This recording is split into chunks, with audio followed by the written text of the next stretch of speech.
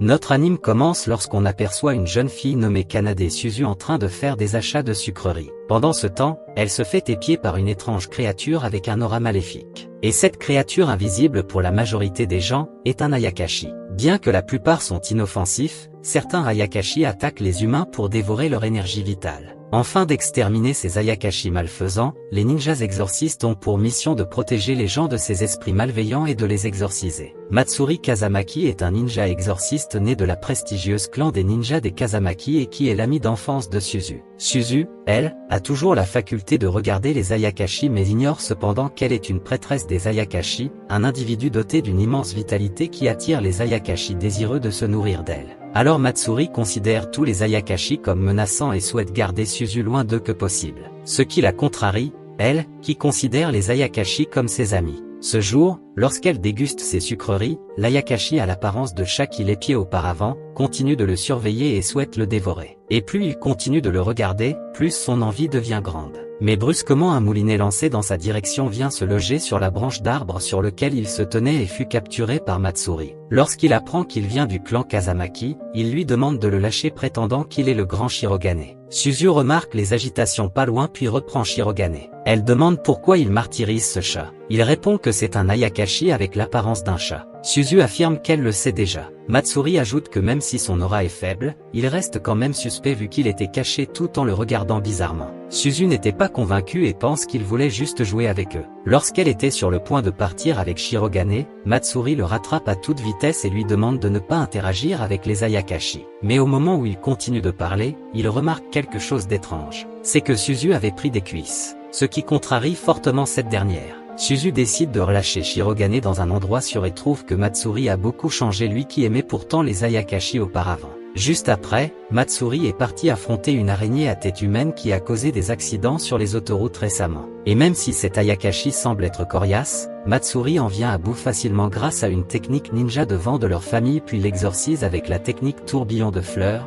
une technique ninja. Au même moment, Suzu trouve que récemment elle et Matsuri ne font que disputer, et souhaite être plus proches vu qu'ils entrent au lycée le lendemain. Cela étonne et déplaît Shirogane. Plus tard Matsuri rejoint son grand-père avec qui il vit, et lui raconte sa journée. Mais après lui avoir énuméré le nom de Shirogane, son grand-père était sidéré et lui demande de retrouver rapidement Suzu car elle est en danger. Il ajoute qu'il est certes puissant mais qu'il lui manque de l'expérience. Les puissants Ayakashi dissimulent leur pouvoir. Shirogane est d'un autre niveau. Il règne sur les Ayakashi depuis toujours et excelle dans la sorcellerie. Autrement dit, c'est le roi des Ayakashi. Au même moment, Shirogane révèle à Suzu qu'il est le roi des Ayakashi et qu'elle est sûrement la prêtresse des Ayakashi. En même temps, il se transforme en sa forme majestueuse et prétend qu'elle va décupler sa puissance jusqu'à des sommets encore inégalés. Suzu se rend compte de son statut et comprend pourquoi Matsuri s'est brusquement mis à se méfier des Ayakashi. Shirogane n'arrive plus à se tenir et était sur le point de le manger. Toutefois une légère brise se lève et Matsuri arrive à temps. Shirogane le remarque et l'attaque aussitôt. Ils s'entrechoquent et se repoussent mutuellement.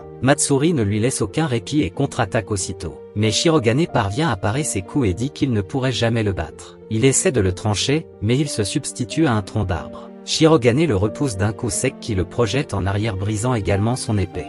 Shirogane en rogne, lui demande comment il a fait pour les retrouver. Il répond qu'il sait où Suzu pourrait se rendre car c'est son ami d'enfance. Ce qui laisse cette dernière dans tous ses états. Shirogane n'est pas satisfait par sa réponse et charge sur lui. Matsuri utilise une technique de vent appelée bourrasque cinglante pour le tenir à distance. Ce que Shirogane n'arrive pas à comprendre. Puis il sort un parchemin porté par le vent et qui entoure Shirogane. Puis il commence à réciter des incantations. Il fait quelques techniques de Naruto puis avec la technique prison divine le sceau s'active. Shirogane se rend vite compte qu'il s'agit d'un sceau d'emprisonnement et que son corps se fait aspirer par le rouleau. Shirogane ne pouvait pas accepter l'idée qu'il soit piégé et que juste après ils vont roucouler ensemble. Il ne pouvait pas tolérer cette indécence. Il devrait faire quelque chose vite, mais quoi? Tout à coup une idée lui traverse l'esprit. Il utilise une technique secrète, changement de sexe avant de perdre la plupart de ses pouvoirs. Suzu n'en revient pas. Shirogane prend la fuite mais lorsque Matsuri voulait le poursuivre, il y a quelque chose qui ne va pas. Ils n'en croient pas leurs yeux. Suzu sidéré, veut savoir pourquoi il a des seins aussi gros, et veut savoir où est passé la Matsuri masculin. Il lui demande de se calmer et qu'à l'intérieur il est toujours le même. Mais Suzu ne voyait pas comment elle pourrait se calmer.